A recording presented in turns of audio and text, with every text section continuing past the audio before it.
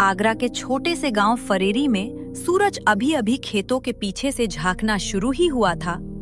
हल्की ठंडी हवा मिट्टी की खुशबू लेकर गलियों में घूम रही थी। कहीं गायों की घंटियां बज रही थी तो कहीं औरतें कुएं से पानी भरते हुए आपस में बातें कर रही थी। गांव की सुबह वैसे तो हर दिन एक जैसी होती थी, मगर आज कुछ अलग था। चौपाल के पास बैठा बूढ़ा रामपाल हुक्का गुड़गड़ा रहा था। तभी श्याम दौड़ता हुआ आया। अरे काका, सुना क्या आपने? क्या हुआ रे? फिर प्रधान चुनाव हार गया क्या? अरे उसे छोड़ो काका, ये सुनो कि रमेश काका आज फिर से 10 रुपए में पिज्जा दे रहे हैं। इतना सुनते ही रामपाल हुक्का छोड़कर खड़ा हो गया। क्या तुम सच कह रहे हो कि रमेश काका आज फिर से 10 रुपए में पिज्जा दे रहे हैं? हाँ काका, लाइन लगनी शुरू हो गई है, लोग दौड़े जा रहे हैं। इतना सुनकर रामपाल हंसते हुए वहां से निकल गया और बोला, चल फिर हुक्का बाद में पी लेंगे, पहले पिज्जा खाकर आएं। फिर वे दोनों वहां से पिज्जा खाने के लिए निकल जाते हैं। और इधर गांव के किनारे एक टूटी फूटी झोपड़ी थी। अंदर मोहन अपनी माँ के साथ बैठकर सूखी रोटी खा रहा था। उम्र मुश्किल से 18 साल होगी। चेहरे पर मासूमियत और आंखों में बड़े सपने।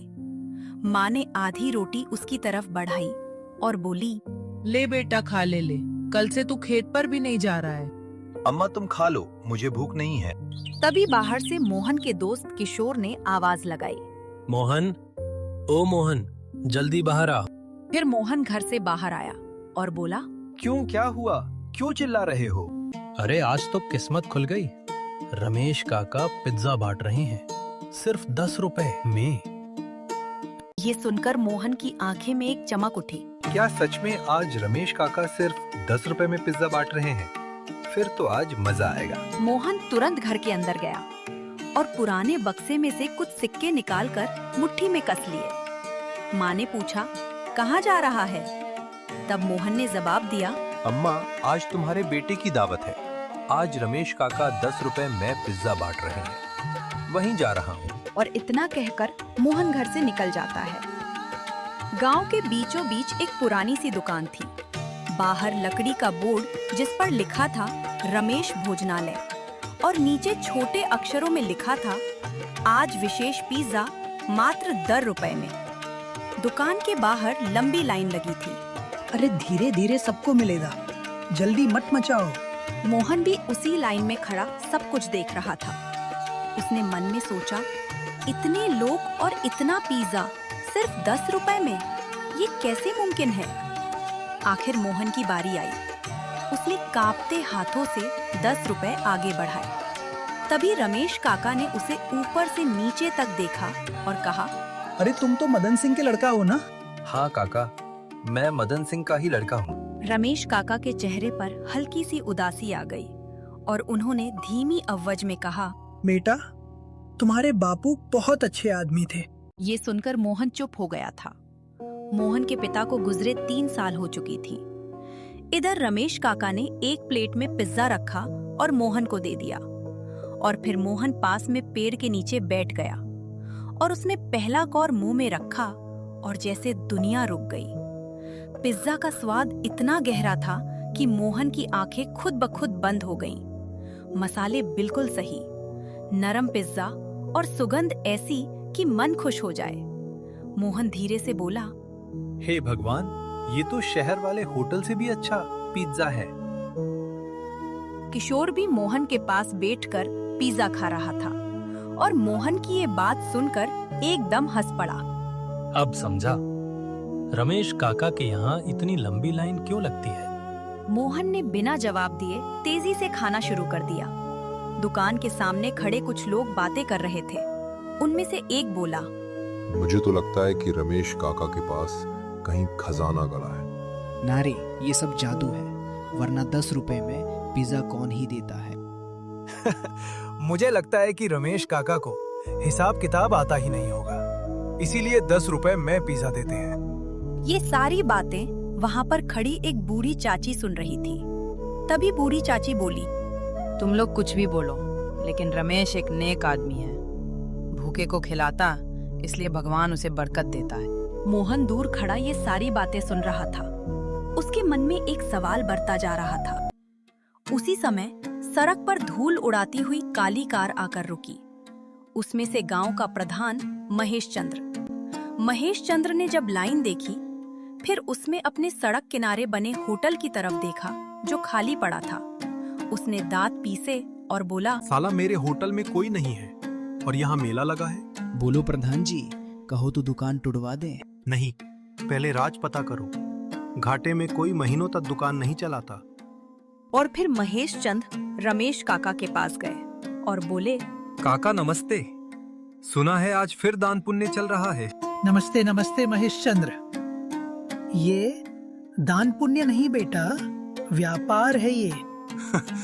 व्यापार 10 रुपए में पिज्जा। मुझे बच्चा समझे हो क्या काका? महेश, कुछ चीजें हिसाब से नहीं, नियत से चलती हैं। ये सुनकर लाइन में खड़े लोग हंसने लगे और ये देखकर महेश चंद्र का चेहरा लाल हो गया। देख लेना रमेश काका, एक दिन ये दुकान बंद होगी। हाँ, जिस दिन लोगों का पेट भरना बंद हो जाएगा, उसी दिन मेरी दुकान भी बंद हो जाएगी। शाम को मोहन तालाब के किनारे बैठा था। हवा चल रही थी, मगर उसके दिमाग में सिर्फ वही स्वाद घूम रहा था जो रमेश काका ने पिज्जा खिलाया था। तभी किशोर बोला, क्या सोच रहे हो मोहन? किशोर, मैं भी एक दिन बड़ा होटल खोलूंगा। मोहन, पहले घर की छत तो ठीक करा लो, फिर सोचना होटल खोलने की। नहीं किशोर, सच में मुझे एक ऐसा होटल खोलना है जहां अमीर आदमी भी खा सके, जिसके पास पैसा नहीं हो वो भी वहां आकर वहां खा सके।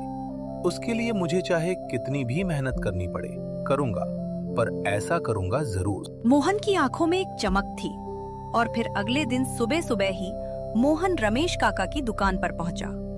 दुकान अभी खुल ही रही थी। रमेश काका चूल्हा जला रहे थे। काका, ओ काका। हाँ बेटा, बताओ सुबह सुबह कैसे आना हुआ? काका, मुझे काम चाहिए। कितने पैसे चाहिए? काका, पैसे बाद में, पहले मुझे सीखना है। बेटा, पर तुम्हें पहले क्या सीखना है? काका, मुझे पिज्जा बनाना सीखना है और 10 रुपए में पिज्जा का राज भी। सीधे दिल की बात बोलते हो बेटा तुम, पर सच बोलते हो। माफ करना काका, थोड़ा ज्यादा बोल गया। बेटा, माफी नहीं, सच बोलने वाले लड़के मुझे पसंद है। इसलिए तुम कल सुबह 4 बजे से आ जाना। ठीक है काका, अब मैं चलता हूँ। कल सुबह 4 बजे से ही आऊंगा। और फिर मोहन वहां से निकल जाता है। अगले दिन सुबह अंधेरा था। मुर्गे भी ठीक से नहीं बोले थे। तभी मोहन नींद में चारपाई से खड़ा होकर सीधा रमेश काका की दुकान पर पहुंचा। रमेश काका वहां पहले से मौजूद थे। आ गए मोहन, अब चलो जल्दी से पास के कुएं में से पहले पानी भर लाओ।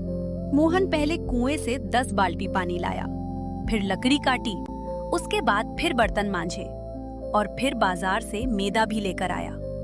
सूरज निकलते निकलते मोहन की कमर टूट चुकी थी और फिर वो हाफते हुए बोला, काका, आप मुझे खाना कब बनाना सिखाओगे? मोहन बेटा, पहले तुम्हें रसोई की इज्जत करनी सीखनी पड़ेगी, उसके बाद ही तुम खाना बनाना सीख पाओगे। दोपहर में काका मसाले पीस रहे थे। मोहन भी वहां पास खड़ा ध्यान से सब देख रहा था। काका, आप इसमें क्या डालते हो? मोहन, इसमें अपनी मेहनत डालता हूँ। अरे मजाक नहीं काका, सच बताओ ना, क्या डालते हो आप इसमें?